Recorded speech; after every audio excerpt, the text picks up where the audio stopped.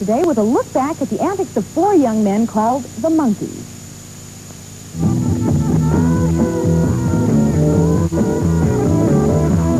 The 60s, a decade of turmoil, a decade of war, a decade of peace and love. It was a time of social and political upheaval that touched all. Our music evolved too, revolutionized in part by the British invasion that found its way to America.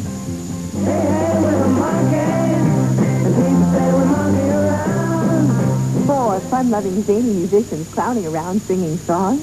NBC hoped the idea would strike a familiar chord, and it was fairly obvious when the Monkees went on the air in September 1966 that the show was inspired by the Beatles' popular movie.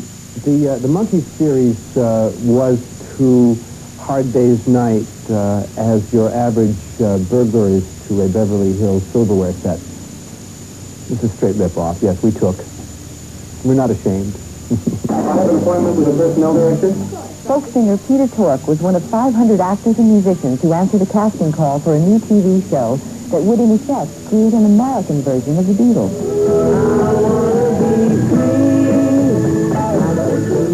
Tork made it, as did former child actor Mickey Dolenz, known earlier as TV Circus Boy. So did English singer Davy Jones, following his screen test. What do you want me to do? Dan, one of you a little quick thing. Hey, Davey, you want to know something? Honest, hold on a second. What? I really think you should have been a judge. Aspiring country singer Mike Nesmith was also cast following his screen test. Why do you do this kind of business? What's that? Play the music. Well, I mean, How'd you get- why do they call that a light? I don't know. That's just where it's at. Well, how'd you get to it? How long ago? About 2 years. You just came to it 2 years ago? Mm-hmm. What before that? I was a failure. Hey, give me a G.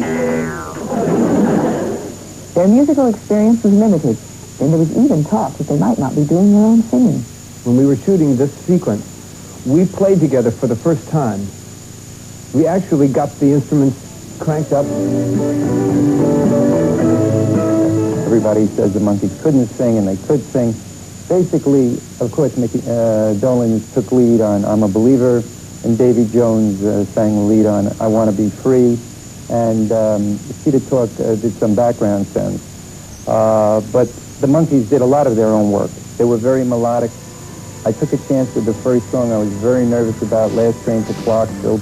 Take the last train to Clarksville and I'll meet you at the station. That song, along with other hits, earned more than 5 gold albums for the group. It helped make the show a huge success, and it's still rerunning today.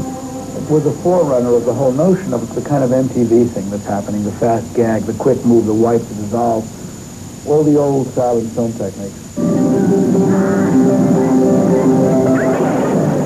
This newfound fame, however, was at times overwhelming. My recognition factor went up to like Walter Cronkite level. It was just amazing, and I walked down the street, and I was driving home from work and I'd finished, I don't know, 4th or 5th show, something like that, and I'm driving home from work, and suddenly this girl throws herself across the hood of my car and begins to scream. When the recognition causes a type of abnormal behavior, that's, I mean, when somebody walks up to you on the street and stands there looking at you crying and screaming, this is abnormal behavior. I don't care who you are. The group broke up in 1968 after 2 seasons and a series of cross-country concerts. Today, Davy Jones is back in England breeding horses and still has a music act. Peter Tork is in New York with his own band.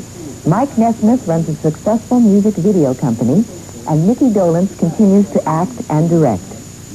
It was rare to its time, and in its uniqueness, and the thing is that the people who are now middle management types grew up on that show, and it stood for something that everybody liked a lot and held very dear.